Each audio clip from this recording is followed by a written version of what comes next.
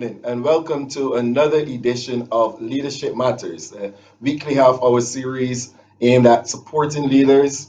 And I am your host, Dr. Ken Roybert. I'm excited this evening to share with you. I know that there's many persons who are queuing in to come and be a part of this evening's program. I'm going to encourage you to tell a friend, share the link with someone, let somebody know that we're on, start a watch party, and we are going to have an interactive time this evening with you as I talk to Paul M. Ashby, the CEO of Signia Globe Financial Group, Inc. He is going to be having a wonderful conversation with us this evening. So I encourage you, tell somebody that we are on. Let somebody know that we are here encouraging leaders along this way, this tough journey of COVID and this tough journey of leadership. So, Paul, good evening and welcome to Leadership Matters. Good evening, Dr. Burke. It is a pleasure to be here. Really look forward to sharing with you and listeners and viewers of the program. Thank you so very much for accepting. Now, Paul, the first question that we want to know is who is Paul M. Ashby? Who is Paul? We know he is the CEO, but who is Paul? Tell us a little bit about Paul, the person. Okay, thanks for that opportunity.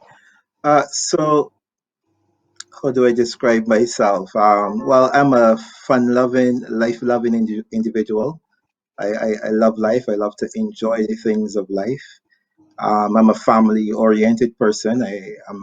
Have a wife, Julian Applewhite, and two sons, two teenage boys, Alejandro and Mari, 18. Well, Alejandro will be 18 this week, and Mari is 16 years old.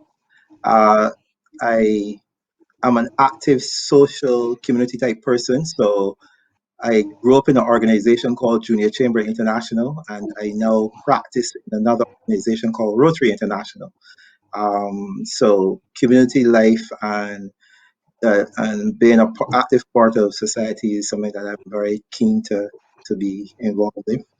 I'm a keen sporting enthusiast. In my younger years, I used to be a sprinter. I ran. Um, I have a record at the University of the West Indies. Well, a shared record with David Nicks in the 100 meters. And outside of that, the sport that I play, I attempt to play is golf. Really enjoy that. I think golf is a very challenging endeavor. Um, yeah, for those golfers out there, you'll know what I'm talking about. Uh, and in general, no, I just enjoy. I am an active. What should I say? I want to say workout enthusiast. So I do go to the gym frequently, ordinarily. And in this time when you can't go to the gym, I do my own thing at home. I go to the beach. So I love to work out. It's a part of my lifestyle, and it's been part of my lifestyle for probably over 30 years. Actually, I would say even before that, from the time I met Matt Fingal at the Lord School, I've been, in an active workout regime. Back then, because I had to, but now because I choose to. So um, I would say that's me in a nutshell. Okay, fantastic. Now, Paul, it sounds as though you have been able to capture a nice balance. I'm one who sometimes I defute the whole thought of balance and refute that thought because I believe that we must prioritize. But it seems as though you have a nice balance going on there. How important is that balance for you as a CEO? Well, that is absolutely important for me. In fact, a good day for me, and I tell people this all the time, is if I could get all of those things in on a day, that's a great day for me. So Right. if I could do a Rotary activity, if I go play golf, if I could spend some time with my family, if I obviously there's work during the week, if you get to do something around work, like if I could accomplish any of all of those things in a week, in a day, makes my day. Perfect. Because actually, in every one of those things, I'm passionate about them. There are things that I like, there are things that I enjoy. So um and to me it's like is living, right? So all that for me is living. Right. So if I so what I would say about that though is that there are seasons of your life that you go through.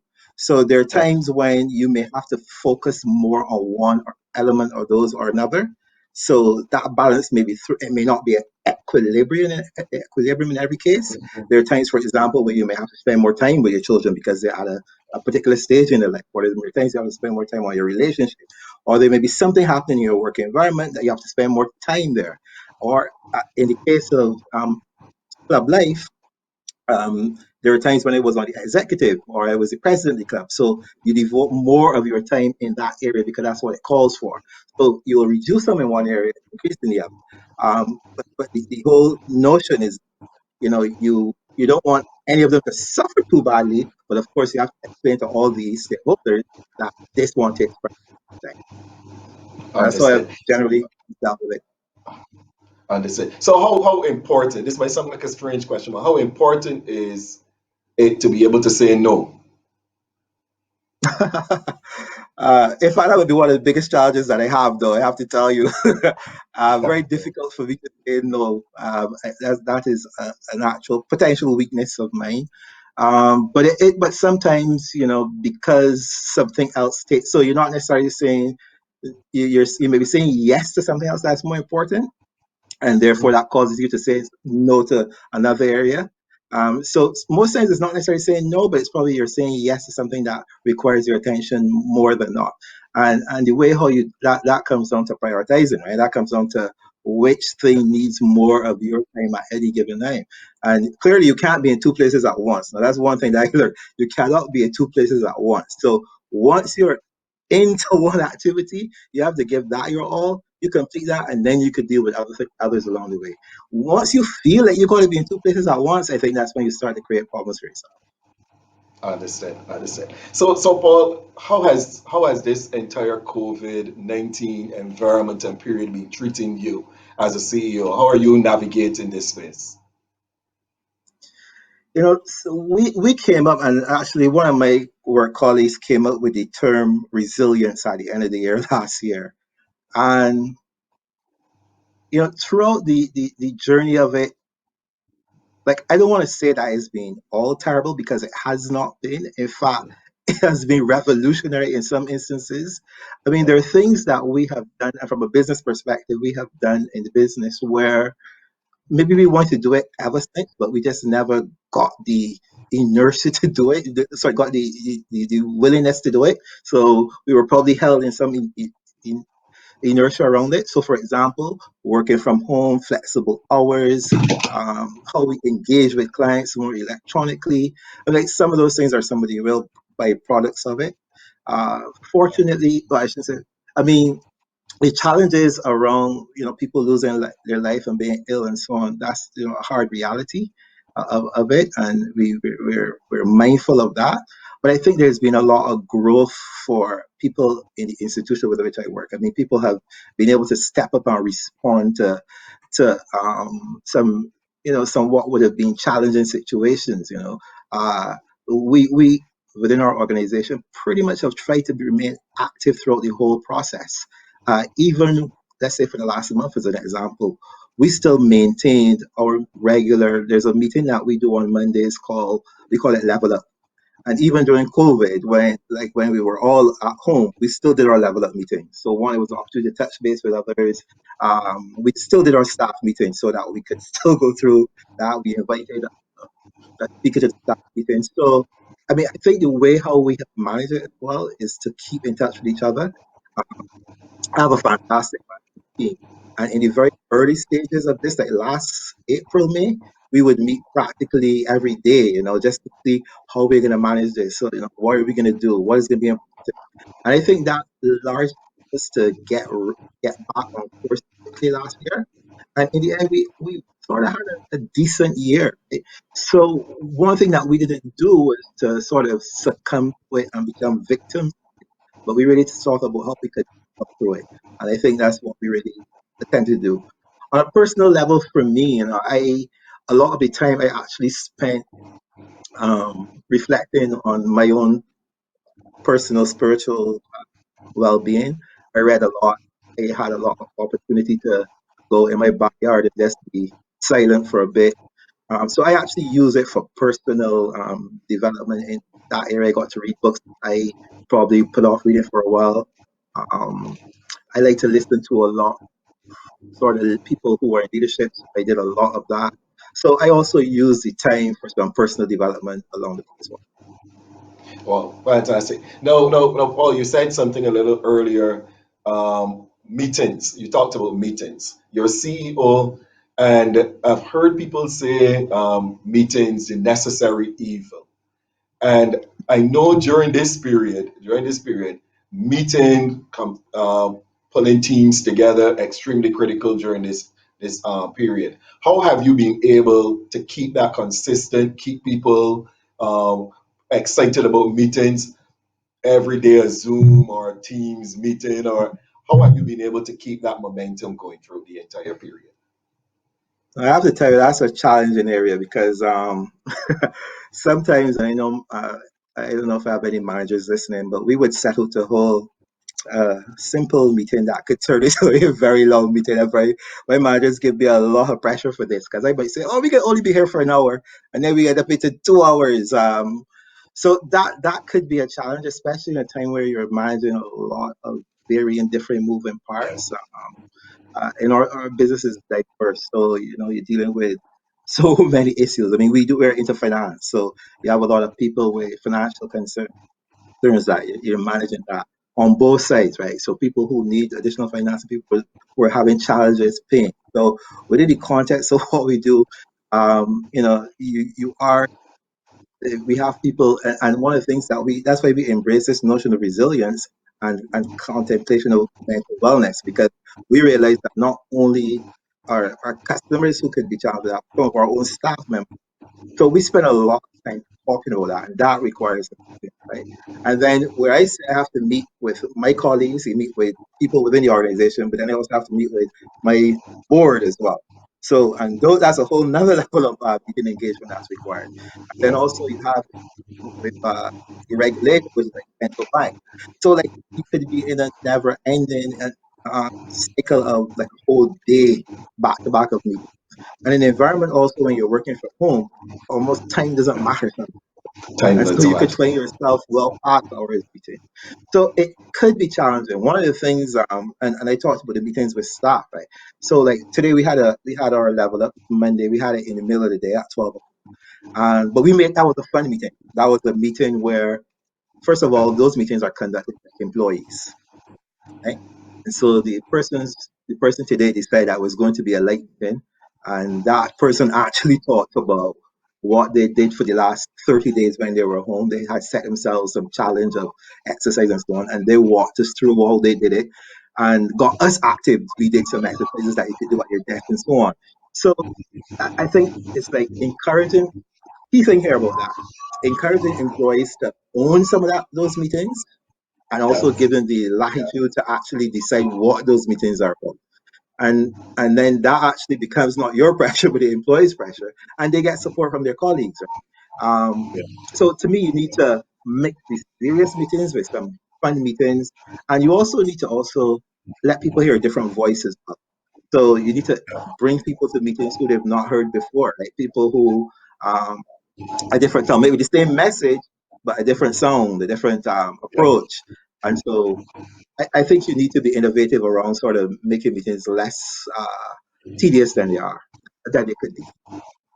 Yeah, and I think if we do that, that they would probably drop that whole concept of evil, and they would like, they would participate a whole lot more. Excellent, well. No, well, this has been a period you spoke to the fact that you were able to step away a little bit, reflect, etc. Can you share with the viewers this evening at least three lessons that Paul Ashby has learned throughout this entire period? At least three lessons that you have learned through this entire period. Things that you would want other leaders out there to be able to hear and to be able to embrace as we move forward in our journey. Hmm. So I think the first thing that I would say is that people are more resilient than you probably imagine that they are. Yeah, People find ways to do things.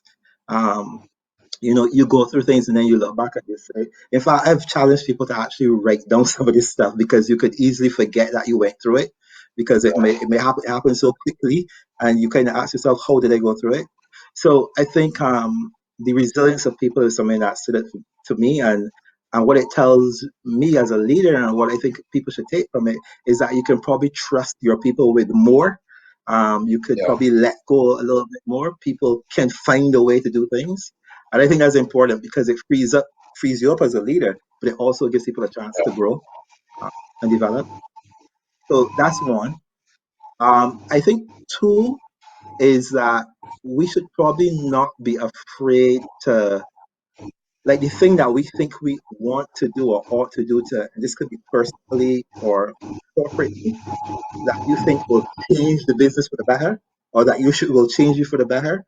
Don't be fearful of it, because we will do things out of necessity. A lot of things that happened was because you had no choice.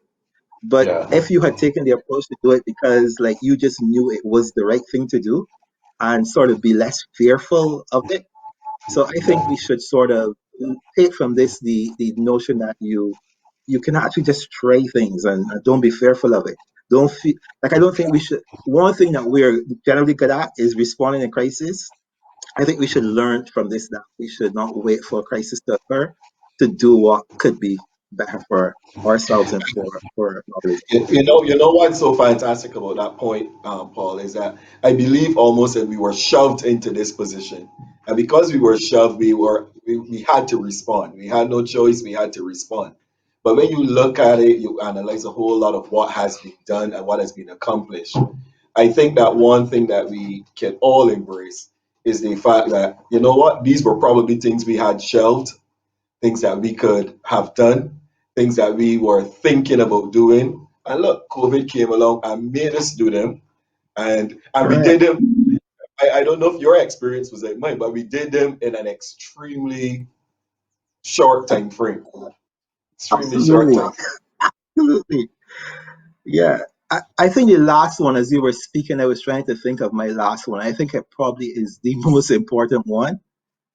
Like, I could think of myself in this a lot. You feel like there are things you have to do and be doing.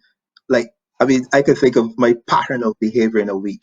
Saturdays, I do these particular things, but now I can't do those particular things. But I'm not dying, right? It's actually causing me to do something else. Like, you're not forced into do the things in your life that you think you have to do.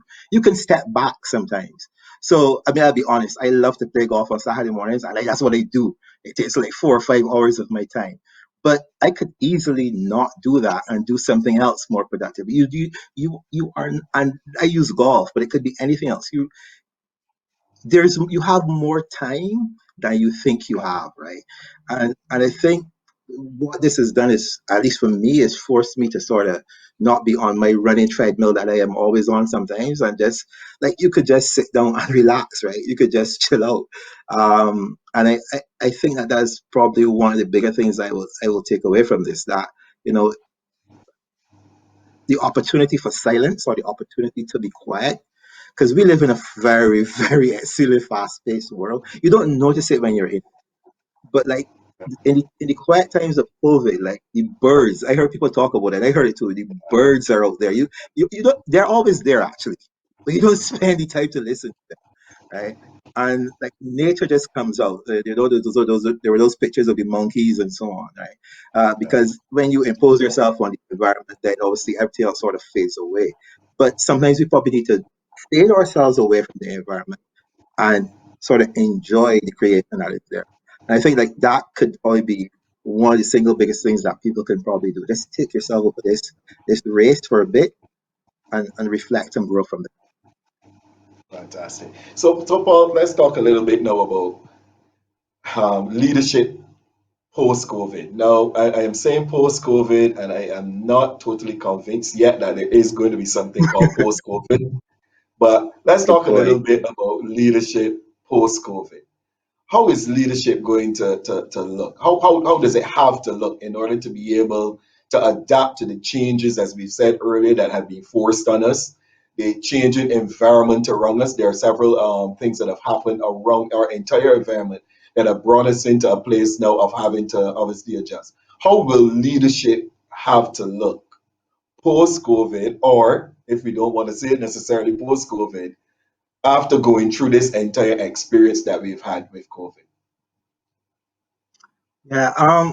You first word you say was you said adapt, and I actually think that flexibility is the word that comes to mind for what leadership needs to be. and flexibility in every sense of the word. So, like, I mean, I spoke to my management team. I think it was last week. Potentially, we were talking. I was saying we were talking about how we're going to manage the staff as we sort of ease back into the phases, right? We want to not have everybody there at one time. So, before we had the recent pause on lockdown, we had the shift system going on. Hit Before that, there was never a shift system in the environment. And I'm saying, look, like everything made sense about having flexible hours. Everything made Yes. sense about having a shift environment because especially for traditionally where you didn't have one, right? There are some companies where that's normal, but in our environment, it isn't. But to me, you there's so much benefit. You get so much more productivity from people. The work-life balance thing becomes a reality for people. Now because you have to stay home with the children, you're forced to provide opportunities for that. So I think as leaders, we have to become very flexible to the notion that work can still occur and it doesn't have to be between 8 and 4:30. You can shift that, right? Like productivity is what you want. So how do you measure that productivity? You figure that out. But I think it would be to your benefit if you could figure out how people could become more flexible. So flexibility is required. I think embracing technology. Like you don't have no choice. I like I don't know if you have a choice now, but embrace technology. But that's it. You have to just kind of let yourself go and figure out. So the big word is digitization, and I'm having this Yeah. conversation in house now, right? And digitization, what does that mean? So digitization isn't only about um, the customer being able to press a button, but it's all about Yeah. your internal systems and how they function as well. Yeah. And systems is not just the hardware, it's the mindset, right? So we have to figure out how to convert the manual labor into a process of digital output. And I think the other thing key to that is incrementally because you can't rush into it. So you kind of have to massage your way through it because the technology changes so quickly that you could find yourself going down a rabbit hole on some stuff. So I think flexibility, embracing technology, and a good measured incremental plan to getting stuff uh, installed or commissioned in your system. Okay, so Paul, I want to go back at one of those things that you just spoke about. Let's look a little bit more at the whole adaptability and flexibility. So Paul is accustomed getting in his car, driving to work, getting out, going into a physical office space, meeting people, bringing teams together, organizing. How has it been for you managing teams remotely? So I know that several persons have been talking about the whole, and their interest has been how has it been in working remotely, but how has it been managing remotely? How have you been able to lead those teams remotely? Are you uncomfortable with the concept? Do you feel as though people may slack off, or you're not able to watch people as much as you may be able to watch in the physical field? How have you been dealing with that entire experience as a leader? Well, I am fortunate in the sense that I have a really good team. I mean, and I'm not just saying that, it's a fact. I really have a fantastic team of leaders. And this is just a coincidence that they're all female too, right? But they are a fantastic team of leaders. But in our environment, it is very difficult not to produce or respond. Like Right. things need people to respond. And so it's easy to know somebody is not doing what they ought to do. I mean, there are measurements and there, like if somebody sends you something, you need to approve it and so on. You need to respond. So there are ways to check that. Um, so I have not necessarily found that difficult to manage personally. Uh, and even if I had to drill that down the line, I mean, because my managers obviously have to manage, their teams, and one of the things so that would be a challenge, for example, is in the environment where there are people who, because not everybody can function from at Yeah. home in the workplace. So there's some people who need to go in. Uh, we have tried to do things where um, just to give some balance to it because some people are working at home, so we don't want them to be overloaded because we can access them all the time. And then there are others who can just go in for a short space of time. So I think the difficulty for us is more around trying to create equity in the system. Yeah. Because even the notion too of working from home, somebody may see that as, okay, so why is X getting to work at home, but I have to go to the office every day? So it's those types of dynamics that I think one has to manage through, where people don't feel they're disadvantaged because they're at home working all the time, or somebody feels like they get to stay home, so they are not coming to the office. But part of managing that is a conversation, because people who are staying at home, I have a meeting with a manager sometimes who has to talk by chat because the child is right there doing school, right? So that Mhm. requires for me to understand that. And if I ask a question and I know person can't respond, so I have to go read the chat to see what they're saying. I think all the other managers recognize. So there's a lot of also understanding the circumstances of the Yeah. people who are working in your environment. I think that's also very critical as well. I think it's that classic word that we must associate with leadership, 21st century leadership, empathy. The importance of being able to understand, see where your people are at, and be able to walk the journey with them. Now, Paul, I can't believe Correct. it, but we are coming to Oh, a there close here. And the time is is very going fast. quickly. But I want to address an area as we close. You are in the area of finance, and I would not want you to come here and not be able to say something concerning finances. I know everybody likes to talk about their trade. Um, what is that area I going have to to, look sorry, let me pause you for a second. I work in finance, but my trade is people. I have to tell you. like? I love that. I love that. But go I ahead. totally love that. But tell me something. How is that whole sector changing? Are we as a people in a place to be able to handle those changes also as we move forward? Yeah, this is first of all, this is a very challenging time overall. I mean, for finance in the world, right? So we're dealing with some very new and peculiar things. Like you have situations where, I mean, in the normal course of banking, like we have to consider how we manage people's challenges around being able to pay, because we know the exact reasons why they're not working, right? I mean, the average hotel worker, there's no work there, kind of thing. So that in itself, on the financial side, is one significant thing that we all need to figure out how to navigate, and we're doing it, as it happens, essentially. Uh, so that's one side of. But coming out of where we are now, and I think only recently, there's a payments bill that has electronic payments bill that has just been passed. And one of the things that we're going to all have to grapple with is a financial environment where most of it happens touchless, paperless, electronically, contactless, all those types of words that you use now, where you sit at home and you do it on your computer and you pay people, and like we're gonna quickly move to a situation of a cashless society.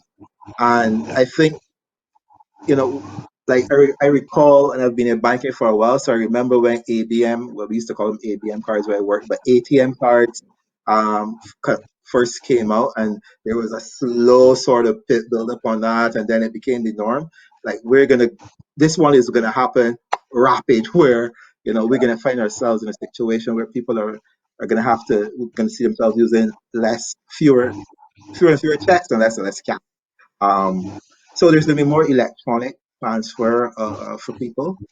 Um, I think we're gonna on the investment side, which has always been a challenge. I think in this part of the world, because there are not a lot of instruments, in particular in Barbados. But I think that's the challenge area for us. I think through our stock exchange and through innovative ideas coming from ourselves as near banks and the credit unions and even the banks, we will need to figure out new instruments to allow people to invest their monies going forward. Oh, fantastic. No, I needed you to be able to get that out there because I know it's your area and I know that you're excited about your area, but I'm glad to hear you say that people come first. Now, Paul, as we close, I want you to take a look back. I want you to take a look back how many of the years it was at 13-year-old Paul. 13-year-old Paul. What is One one thing three. you would tell, yeah, 1 3. What is one thing you would tell 13-year-old Paul at this age that you think would position him a whole lot better to be able to achieve and be where you are today in this life? One thing. Uh, that's so I don't live in regret. So there are not many things, if any, that I would change about the course of my life. Quite frankly, like I feel like everything was kind of ordered a particular way, and I am who I am because of that. But what I would say is when I was going to secondary school, I really honestly didn't have a concept of higher education. Like I wasn't thinking about university and so on. Um, and maybe that's because of my own peculiar personal circumstances, right? And maybe that's how I made the point. Um, so I think parenting is important, but I also think even if not parents, people need to understand what opportunities are available, Yeah. and so because you don't know, the key thing is that you don't know what you don't know, and there were a lot of things at 13 that I really did not know, to position myself to take advantage of a university system that we have and all the other opportunities within a free education in Barbados. uh, so I ended up doing things, and maybe it's because of attitude that I was able to succeed in those areas.